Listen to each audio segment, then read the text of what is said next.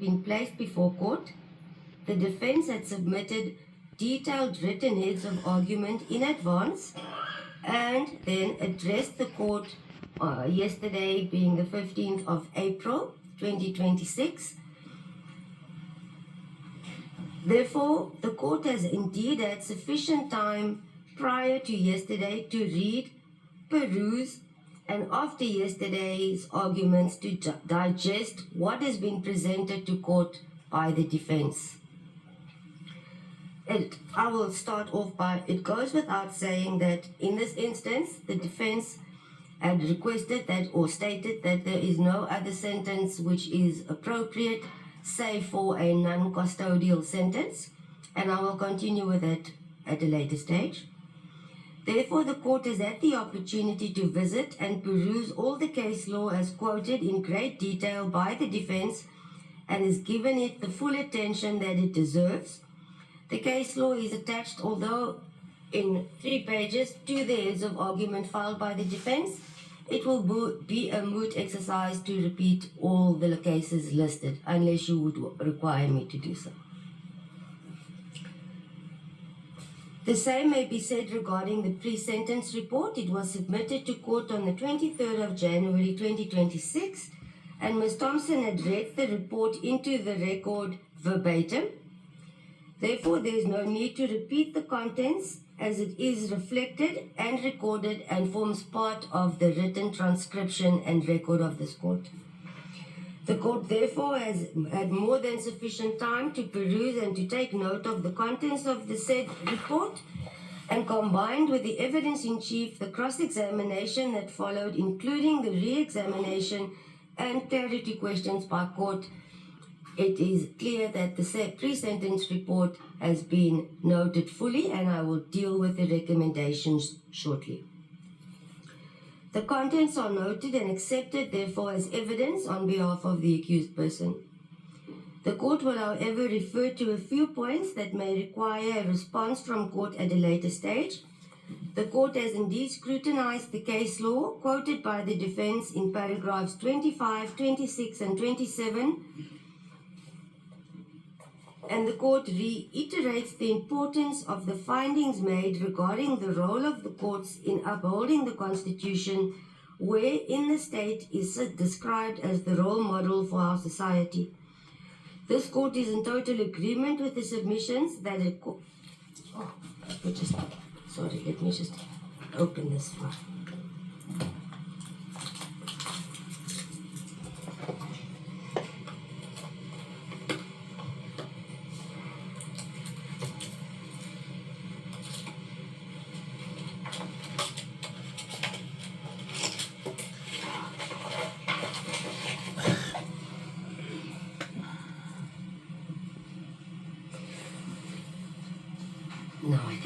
This court is therefore in total agreement with the submissions by the defense that a court's impartiality must never be open to reasonable doubt. For its moral authority, without it, would cease to enjoy legitimate public confidence and ready compliance with its decisions by all, and that our courts are to defend and uphold the Constitution and the rights entrenched therein. More so when the deprivation of an individual's liberty or freedom may be affected. It is indeed a core right to be enjoyed by all. Paragraphs 28, 29, 30, 31, and 32 sets out all the examples of sentences imposed by our courts as stipulated in the heads of arguments. There is no need to repeat the paragraphs, it was read into the record. What is clear is that there are a variety of sentences imposed by our courts regarding the possession of firearms over the years, pertaining to semi-automatic rifles, pistols, revolvers, including offences that were committed using firearms. What is to be distinguished in these matters are notably, as raised by the defence and as per the pre-sentence report and viva voce evidence of Ms. Thompson, the circumstances under which the offences were committed, including the purpose, therefore, thereof, the duration, and as highlighted by the defense, the issue whether any harm or injuries emanated from the offences. Further, that the ammunition was fired had been described as celebratory shots, and that there is no case law pertaining to the facts relating to the matter before court, more so based on the term used being, and I quote, celebratory shots. A further submission by the defense on record mentions that should any court consider a custodial sentence as appropriate in the matter before the court, it will be seen as the accused is singled out for unduly harsh punishment. The defense concedes the offences are serious and that the case law differs as the defense had pointed out in the case law on record, and surely again emphasize that the duration, circumstances, including the lack of harm to person or property, should be considered, that indeed it is the accused's right not to show any remorse. It has no impact on sentence. Further, that the accused regrets the perception that his actions created. When dealing with the pre-sentence report, it may appear as if it is a repetition on the side of the court, but I need to mention, because that the points raised by Ms. Thompson indeed overlaps with the heads of the defense drafted on behalf of the accused. In addition to the heads, I will add the following: that the accused person's personality type was assessed, and the reason for doing so was to offer context to his conduct and potential behavior expectations. Ms. Thompson had regard to the personal circumstances of the accused, his background, education, and career. Further, that the accused continues to assert his innocence. Nevertheless, however, he regrets the incident. The report deals with the evaluation of actual and potential harm because of the offences, the seriousness of the offences, as well as, once again, the purpose of the offences. And in recommendations, Ms. Thompson proposed that a monetary fine as a sentence option should be applicable, and describes the fine as a sentence option which will reflect the gravity of the offence. Further suggestions by Ms. Thompson were to restrict the accused person from obtaining a firearm license for a specified period, and that he should be ordered to make a financial contribution to Gun Free South Africa, an NGO focusing on reducing gun violence in South Africa. She also testified, and it is contained in the said report, that the firing of the celebratory shots had been deliberately planned as a distinctive element of the event, reflecting the established tradition of incorporating unique features into each celebration. She continues to state that the planning does not suggest that the activity was undertaken with the intent to commit an offence, or endanger lives, or cause damage to property. And as mentioned in paragraph 17.3 of the defense heads of argument now, that the careless and reckless discharge of firearms in a public setting conveys an inappropriate message about gun safety and responsible firearm use. Now, in this instance, it was mentioned that particularly when a prominent leader exhibits such conduct. The court agrees with this submission. Further, the court agrees with the submission by the defense that the actions of individuals in positions of influence are likely to be emulated by their supporters, thereby warranting what is perceived to be more severe assessment of their behavior. However, the defense then proceeded to state that the behavior of the accused indeed once again reiterated did not cause harm to person, property, and the court was then requested to consider that the said firearm in question was returned to the lawful custodian promptly, and that the celebratory shots were fired in a very short space of time, and that the accused had not loaded the ammunition personally. Further, that the accused had obtained the firearm from an individual, most likely affiliated with tactical security services. On this aspect, and on certain aspects raised by counsel yesterday, it's clear this aspect was dealt with in judgment. It refers to the merits, and when we deal with leave to appeal the application, it is when the court will hear the merits. The court's finding in judgment is clearly stipulated regarding how possession. There was no finding as to how possession was gained. That is as far as I'm going to say. The rest we'll do during leave to appeal. And some of the controversial statements during, how will I say,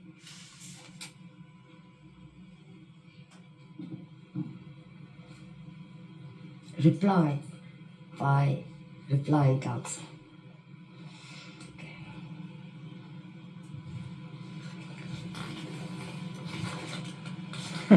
That in essence were the points raised by the defense and the social worker, Ms. Thompson.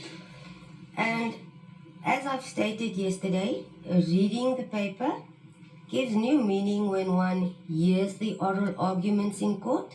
It gives more perspective, insight, to see and hear the tone of how a statement is made as a different impact on a court as a piece of paper which is words.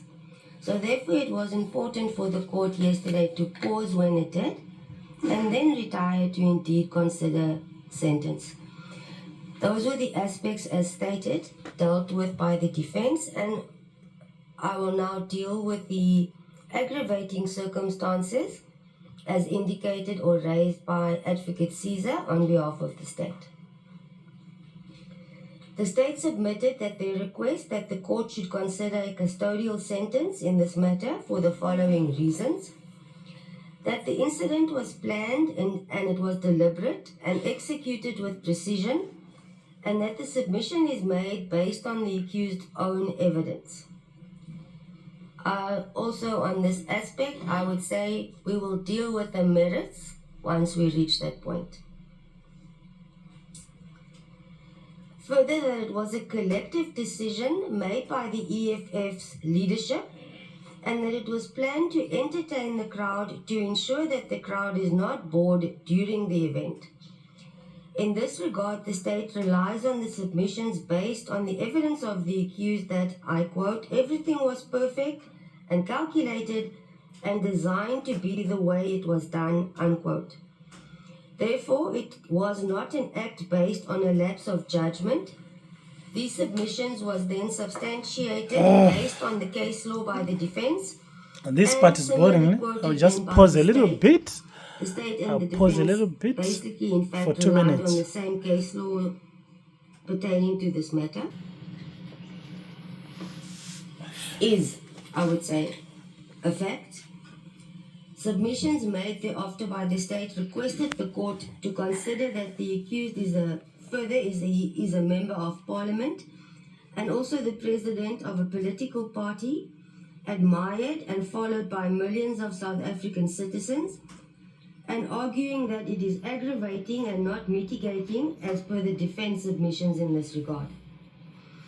The state referred to the video footage which was accepted by court. That again, I will say, deals with the merits. It was clear what footage was admitted by court and what was not admitted.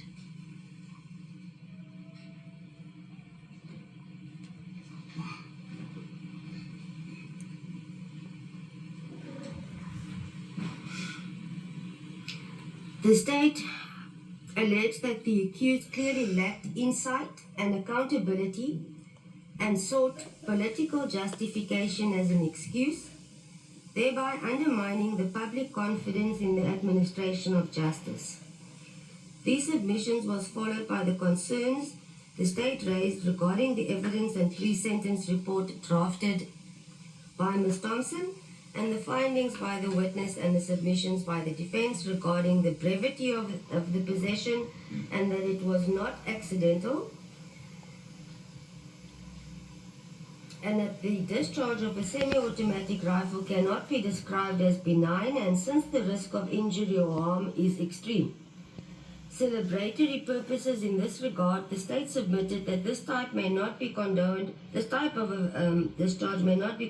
and that the law makes no provision for such actions.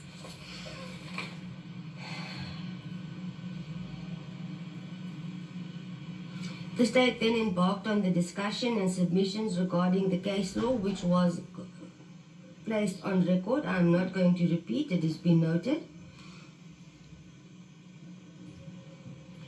The only difference I may add by the side is that although the state and the defense relied on the same case law, it is clear that the state will use the portions which is beneficial to them, and the defense will obviously use the portions which is beneficial to the defense. And ultimately, at the end, the court is required to bring them together. The fact that the state further continued that the fact that there appears to be no harm or injury caused as a result of the commission of the offense is conceded by the state. However, disagrees with the defense regarding the weight that it should be attached by court. The Parliament criminalized the creation of risk, not that there is a requirement of an actual harm or injury, but the actual act itself.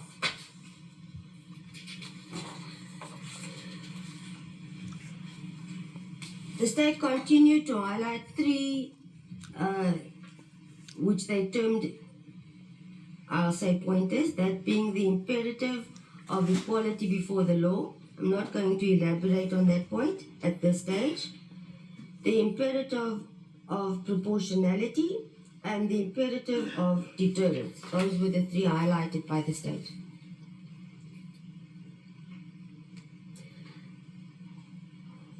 And concluded its submissions by referring to State v. Zinn and pressing.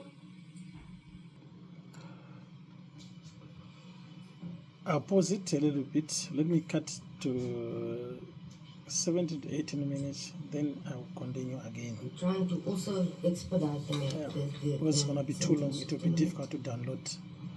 So let me pause a little bit. Let me cut it here, then I'll continue again.